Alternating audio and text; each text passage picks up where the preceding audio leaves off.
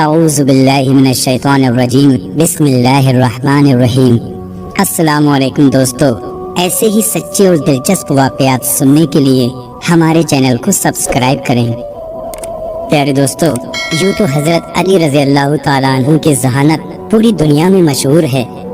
آپ بڑے بڑے مسائل چٹکیوں میں سلجھا دیا کرتے تھے، اور اس کی وجہ یہ تھی کہ آپ رضی اللہ تعالیٰ عنہ کی پرورش ہمارے پیارے آقا جناب محمد رسول اللہ صلی اللہ علیہ وسلم نے کی تھی۔ بچپن سے ہی آپ رضی اللہ تعالیٰ عنہ نبی کریم صلی اللہ علیہ وسلم کے پاس رہے۔ حضرت علی رضی اللہ تعالیٰ عنہ کے بارے میں مولا کائنات نبی کریم صلی اللہ علیہ وسلم نے ارشاد فرمایا کہ میں علم کا شہر ہوں اور علی اس کا دروازہ ہے۔ آپ رضی اللہ تعالیٰ عنہ کے دربار میں بڑے بڑے مسئلے پیش آتے اور آپ بڑی ہی آسانی سے انہیں سلجھا دیا کرتے تھے۔ ایسے ہی ایک بار کا واقعہ ہے، ایسا ہی ایک مسئلہ آپ کے سامنے پیش آیا۔ ہوا یوں کہ ایک شخص مرنے والا تھا۔ اس نے اپنی وصیت میں لکھا کہ میرے پاس 17 اونٹ ہیں اور میرے 3 بیٹے ہیں، اور ان 17 اونٹوں کو میرے 3 بیٹوں میں اس طرح سے تقسیم کریں کہ میرے سب سے بڑے بیٹے کو ان 17 اونٹوں کا آدھا حصہ ملے، اور میرے دوسرے بیٹے کو 17 اونٹوں کا 1/3 حصہ ملے، اور میرے سب سے چھوٹے بیٹے کو ان 17 اونٹوں کا 9واں حصہ ملے۔ اس کی وفات کے بعد اس کے رشتہ داروں نے جب اس کی وصیت پڑھی تو وہ سب حیران رہ گئے اور پریشانی میں پڑ گئے کہ آخر 17 اونٹوں کو اس کے 3 بیٹوں میں اس کی وصیت کے حساب سے کس طرح سے بانٹا جائے۔ اگر 17 اونٹوں کا آدھا کریں تو اس کے بڑے بیٹے کے حصے میں 8.5 اونٹ آئے، تو وہ پریشانی میں پڑ گئے کہ بھلا آدھا اونٹ کس طرح سے دیں، اور اسی طرح سے باقی 2 بیٹوں میں بھی اونٹوں کی کاٹ چاٹ کس طرح سے کریں۔ تو کافی سوچنے کے بعد انہوں نے فیصلہ کیا کہ صرف ایک ہی شخص ہے جو ہماری مدد کر سکتا ہے، اور وہ ہیں حضرت علی ابن طالب رضی اللہ تعالیٰ عنہ۔ لہٰذا وہ لوگ حضرت علی رضی اللہ تعالیٰ عنہ کے دربار میں حاضر ہوئے، اور انہوں نے ان کے سامنے اپنی پریشانی کا اظہار کیا، اور انہوں نے حضرت علی رضی اللہ تعالیٰ عنہ کو سارا واقعہ بتایا۔ حضرت علی رضی اللہ تعالیٰ عنہ نے ان کی بات سننے کے بعد فرمایا، میں یہ 17 اونٹ ان تینوں بیٹوں میں ویسے ہی تقسیم کر دوں گا جیسا کہ ان کے والد نے اپنی وصیت میں لکھا ہے۔ اس کے بعد حضرت علی رضی اللہ تعالیٰ عنہ نے اپنے ایک ساتھی سے اپنا ایک اونٹ منگایا اور اسے ان 17 اونٹوں میں ملا دیا۔ اس طرح سے اب 18 اونٹ ہو گئے۔ اس کے بعد انہوں نے اونٹوں کو تقسیم کرنا شروع کیا۔ انہوں نے اس آدمی کے مطابق اس کے سب سے بڑے بیٹے کو کل اونٹوں کا آدھا حصہ، یعنی کہ 18 اونٹوں میں سے 9 اونٹ دے دیے۔ اسی طرح سے دوسرے بیٹے کو کل اونٹوں کا 1/3 حصہ، یعنی کہ 6 اونٹ دے دیے، اور سب سے چھوٹے بیٹے کو کل اونٹوں کا 9واں حصہ، یعنی کہ 2 اونٹ دے دیے۔ لہٰذا تینوں بھائیوں کو تقسیم کیے ہوئے اونٹوں کو جوڑیں۔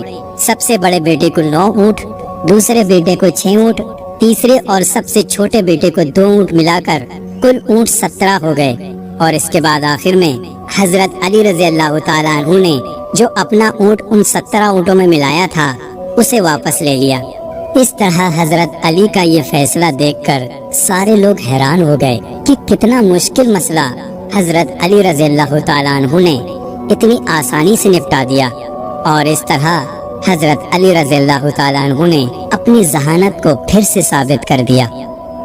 یہودیوں کو یہ معلوم تھا کہ نبی کریم صلی اللہ علیہ وسلم علم کا شہر ہیں، اور حضرت علی رضی اللہ تعالیٰ عنہ علم کا دروازہ ہے۔ اس لیے انہوں نے یہ قصد کیا کہ حضرت علی کے پاس جائیں اور انہیں علمی بنیاد پر شکست دیں، کیونکہ ان کا خیال تھا کہ اس سے مسلمانوں پر غلط اثر پڑے گا، اور اگر حضرت علی ان کے سوالوں کے جواب دینے کے لیے راضی ہو جائیں تو یقیناً وہ ان کو مات دینے میں کامیاب ہو جائیں گے۔ چنانچہ یہودیوں کی ایک جماعت راسل جالود نامی ایک شخص کی سربراہی میں حضرت علی کے دربار میں حاضر ہوئی اور کہنے لگے، اے علی، ہم نے آپ کے علم کی بہت شہرت سنی ہے۔ حضرت علی رضی اللہ تعالیٰ عنہ نے فرمایا، تو پھر کیا اس کی تصدیق چاہتے ہو؟ انہوں نے کہا، ہم آپ سے چند سوالات کرنا چاہتے ہیں، اگر آپ نے سب کے سامنے ہمارے سوالوں کے صحیح جواب دے دیے تو ہم آپ کو باب العلم تسلیم کر لیں گے، لیکن ہماری ایک شرط ہے کہ ہم اپنی کتاب توریت سے سوال کریں گے اور آپ ہمیں قرآن کے بجائے توریت سے ہی اس کے جواب دیں گے۔ حضرت علی رضی اللہ تعالیٰ عنہ نے فرمایا، تو تم میرے جوابوں کے صحیح ہونے کی تصدیق کیسے کرو گے؟ اس پر یہودی نے اپنی آستین سے ایک کتاب نکالی اور کہا کہ یہ میرے آباء و اجداد کی کتاب ہے۔ اس کتاب کو موسیٰ بن عمر نے لکھوایا تھا اور اس میں وہ سب کچھ درج ہے جو میں آپ سے پوچھوں گا۔ حضرت علی رضی اللہ تعالیٰ عنہ مسکراتے ہوئے بولے، مجھے منظور ہے، تم جہاں سے چاہو سوال کر لو، تمہیں سوالوں کے جواب مل جائیں گے۔ ہاں، اگر میں نے تمہارے تمام سوالوں کے صحیح جواب دے دیے تو کیا تم سب اسلام قبول کرو گے؟ یہودیوں نے کہا، بالکل، اگر آپ نے ہمارے تمام سوالوں کے درست جواب دے دیے تو ہم اسلام قبول کر لیں گے، کیونکہ یہ اس بات کی واضح دلیل ہوگی کہ آپ نے جس ذات سے یہ علم سیکھا ہے وہ کوئی عام شخص نہیں بلکہ اللہ کی طرف سے بھیجے گئے رسول ہیں۔ یہودی جانتے تھے کہ مسلمانوں کی کتاب قرآن ہے اور اپنے غرور اور تکبر میں یہ سمجھ بیٹھے تھے کہ حضرت علی رضی اللہ تعالیٰ عنہ توریت سے کیے گئے سوالوں کے جواب نہ دے پائیں گے اور انہیں اسلام قبول کرنے کی نوبت ہی نہیں آئے گی۔ یوں معاملات طے پائے گئے اور لوگوں کا ایک بڑا مجمع دربار میں حاضر ہوا۔ ابھی سوال و جواب کا سلسلہ شروع ہی نہیں ہوا تھا اور یہودی اس بات پر یقین کر بیٹھے تھے کہ وہ آسانی سے حضرت علی کو مات دے دیں گے۔ ان کے چہرے پر فاتحانہ مسکراہٹ تھی۔ یہودی نے مجمع کی طرف نظر دوڑاتے ہوئے تکبر سے بھرپور لہجے میں پہلا سوال کیا، اے علی، میرا پہلا سوال یہ ہے کہ وہ کون سی چیز ہے جو خدا کے لیے نہیں ہے؟ میرا دوسرا سوال یہ ہے کہ وہ کون سی جگہ ہے جہاں خدا نہیں ہے؟ یہودی نے تیسرا سوال پوچھا، اے علی، یہ بتائیں کہ وہ کون سی چیز ہے جو خدا کے قریب نہیں ہے؟ میرا چوتھا سوال، وہ چشمہ کون سا ہے جو سب سے پہلے زمین پر جاری ہوا؟ میرا پانچواں سوال، وہ پہلا پتھر کون سا ہے جو آسمان سے زمین پر نازل ہوا؟ میرا چھٹا سوال، وہ کون سا درخت ہے جو زمین پر سب سے پہلے پیدا ہوا؟ اے علی، میرا ساتواں سوال یہ ہے کہ وہ کون سی چیز ہے جو مسلسل کم اور زیادہ ہوتی رہتی ہے؟ میرا آٹھواں سوال، وہ کون سی چیز ہے جو بے جان ہے مگر سانس لیتی ہے؟ نواں سوال یہ ہے، وہ کون سی دو چیزیں ہیں جو ہمیشہ حاضر رہتی ہیں اور وہ کون سی دو چیزیں ہیں جو ہمیشہ غائب رہتی ہیں؟ میرا 10واں سوال، اے علی، وہ کون سی چیز ہے جس کا خالق خود اللہ ہے لیکن اللہ اس کے بارے میں خود سوال کرتا ہے؟ یہودی نے پھر سوال کیا، اے علی، وہ کون سی بے جان شے ہے جس نے بیت اللہ کا طواف کیا؟ حضرت علی رضی اللہ تعالیٰ عنہ نے جواب دینا شروع کیا، اے اللہ کے بندے، تمہارا پہلا سوال کہ وہ کون سی چیز ہے جو خدا کے لیے نہیں؟ اے اللہ کے بندے، وہ چیز جو اللہ کے لیے نہیں ہے وہ شرک ہے۔ اللہ ہر قسم کے شرک سے پاک ہے وہ ذات وحدہ لا شریک ہے۔ تمہارا دوسرا سوال کہ وہ کون سی جگہ ہے جہاں خدا ہے؟ اے اللہ کے بندے، اللہ تعالیٰ ہر جگہ موجود ہے، کائنات کے ہر ذرے میں موجود ہے۔ یہ جواب سن کر یہودی بولا، اے علی، اس سوال کا جواب آپ ہماری کتاب توریت سے دیجیے۔ حضرت علی رضی اللہ تعالیٰ عنہ نے فرمایا، اے یہودیوں، تم اپنی کتاب کے فلاں صفحہ فلاں سطر پر دیکھو، کیا اس میں نہیں لکھا کہ حضرت موسیٰ علیہ السلام کے پاس ایک فرشتہ آیا؟ حضرت موسیٰ علیہ السلام نے فرشتے سے پوچھا، کہاں سے آئے ہو؟ فرشتے نے کہا، عرش سے، اور عرش کے قریب 7ویں آسمان سے آپ کی خدمت میں حاضر ہوا ہوں۔ اسی اثنا میں حضرت موسیٰ علیہ السلام کے پاس ایک اور فرشتہ آیا۔ حضرت موسیٰ علیہ السلام نے فرشتے سے پوچھا، کہاں سے آئے ہو؟ فرشتے نے کہا، میں زمین کے 7ویں طبق سے آپ کی خدمت میں حاضر ہوا ہوں۔ حضرت موسیٰ علیہ السلام نے 7ویں آسمان سے آنے والے فرشتے سے پوچھا، 7ویں آسمان پر تمہارے قریب کون تھا؟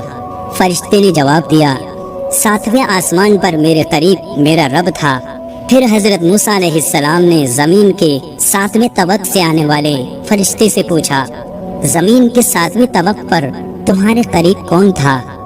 فرشتے نے جواب دیا، زمین کے 7ویں طبق پر میرے قریب میرا رب تھا۔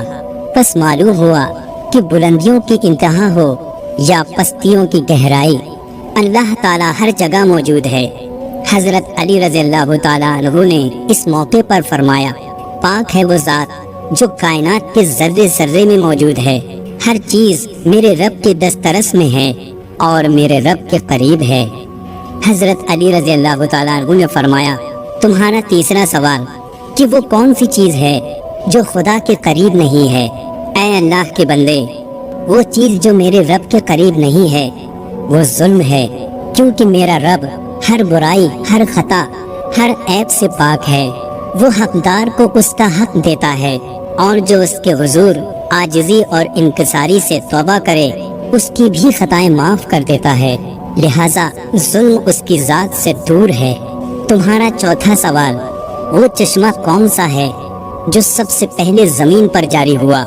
حضرت علی رضی اللہ تعالیٰ عنہ بولے کہ اس چشمے کو چھوڑو، پہلے یہ بتاؤں کہ تمہارے دل میں کیا ہے، اور تمہارے دل میں یہ ہے کہ وہ چشمہ بیت المقدس کی ایک چٹان کے نیچے ہے۔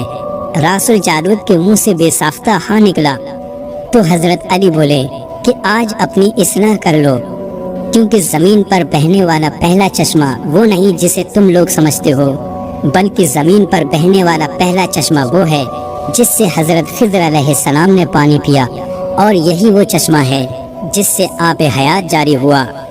تمہارا پانچواں سوال، وہ پہلا پتھر کون سا ہے جو آسمان سے زمین پر نازل ہوا؟ اے یہودیوں سنو، یقیناً تم لوگوں کے ذہنوں میں پہلا پتھر وہ ہے جو بیت المقدس میں نصب ہے، لیکن تم لوگ اس بات کو کیوں بھول جاتے ہو کہ خانہ کعبہ بیت المقدس سے کہیں پرانا ہے، اور حجر اسود اسی وقت نصب کیا گیا جب خانہ کعبہ پہلی بار تعمیر ہوا تھا، اور وہی پہلا پتھر ہے۔ تمہارا چھٹا سوال، وہ کون سا درخت ہے جو زمین پر سب سے پہلے پیدا ہوا؟ اے اللہ کے بندے سنو، تمہارے عقیدے کے مطابق پہلا درخت زیتون کا ہے، لیکن اے اللہ کے بندو اپنی اصلاح کر لو۔ پہلا درخت جو زمین پر پیدا ہوا وہ عجبہ کھجور کا درخت ہے، جس کو حضرت آدم علیہ السلام جنت سے اپنے ساتھ لائے تھے۔ تمہارا ساتواں سوال، وہ کون سی چیز ہے جو مسلسل کم اور زیادہ ہوتی رہتی ہے؟ اے اللہ کے بندو، وہ چیز جو مسلسل کم اور زیادہ ہوتی رہتی ہے وہ دن اور رات ہیں۔ کوئی دن اگلے دن کے برابر نہیں ہوتا، اسی طرح گزری ہوئی رات آنے والی رات سے چھوٹی یا بڑی ہوتی ہے۔ تمہارا آٹھواں سوال، وہ کون سی چیز ہے جو بے جان ہے مگر سانس لیتی ہے؟ اے خدا کے بندے جان لے، وہ بے جان چیز جو سانس لیتی ہے وہ صبح ہے۔ صبح جب نکلتی ہے تو وہ سانس لیتی ہے، جبکہ نہ وہ روح رکھتی ہے اور نہ ہی جاندار ہے۔ تمہارا نواں سوال، وہ کون سی دو چیزیں ہیں جو ہمیشہ حاضر رہتی ہیں، اور وہ کون سی دو چیزیں ہیں جو ہمیشہ غائب رہتی ہیں؟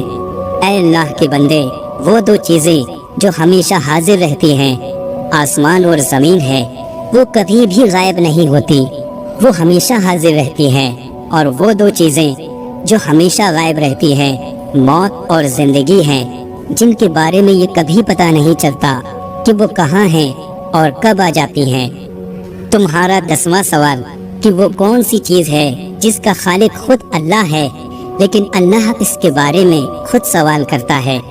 وہ چیز جس کا خالق اللہ خود ہے اور اس کے بارے میں اللہ نے خود سوال کیا، وہ حضرت موسیٰ علیہ السلام کا عصا ہے، جس کا خالق خود اللہ ہے، اور اس کے بارے میں موسیٰ علیہ السلام سے سوال کرنے والا بھی اللہ تعالیٰ ہے۔ جب اللہ تعالیٰ نے فرمایا کہ اے موسیٰ یہ تمہارے ہاتھ میں کیا ہے؟ تمہارا وہ سوال کہ وہ کون سی بے جان شے ہے جس نے بیت اللہ کا طواف کیا؟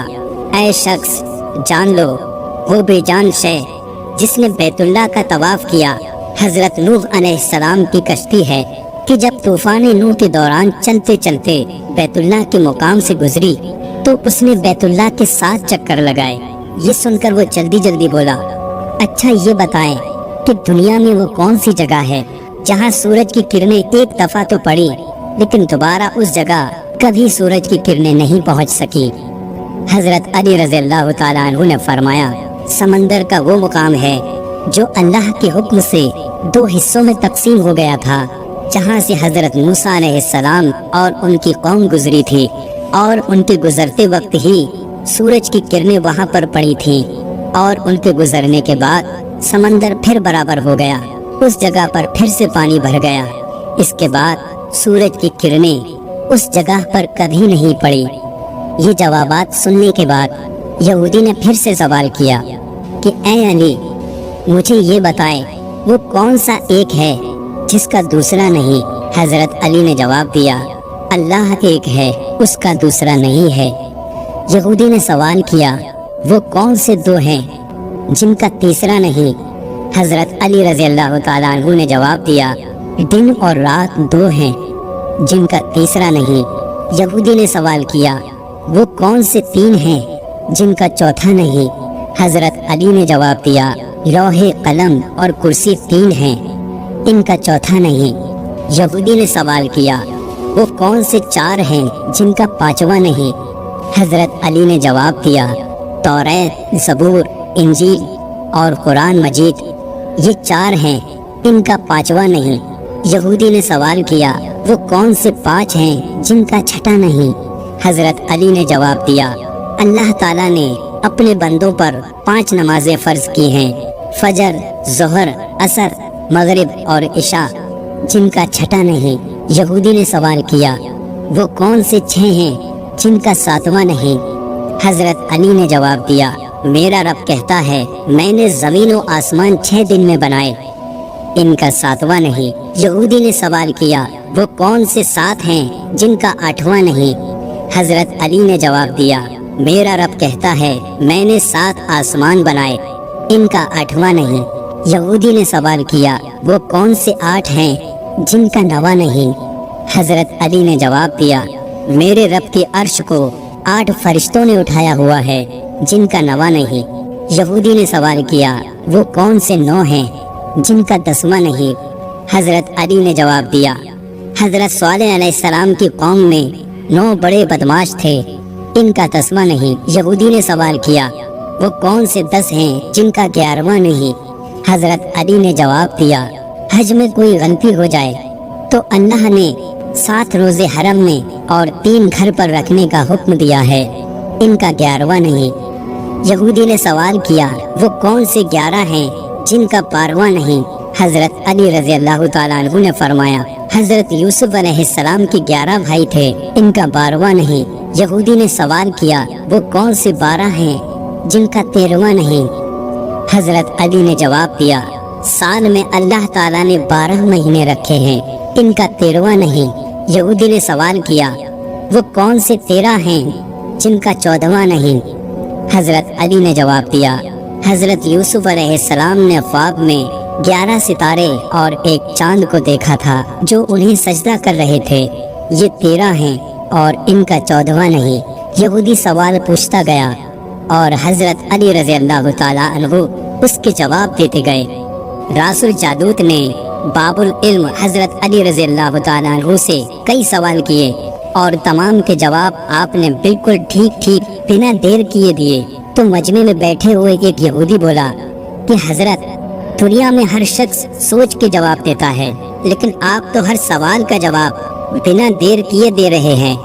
حضرت علی رضی اللہ تعالیٰ عنہ نے اس سوال کے بدلے میں یہودی سے ایک سوال کیا کہ بتاؤ تمہارے ہاتھ میں کتنی انگلیاں ہیں؟ اس نے فوراً جواب دیا، 5۔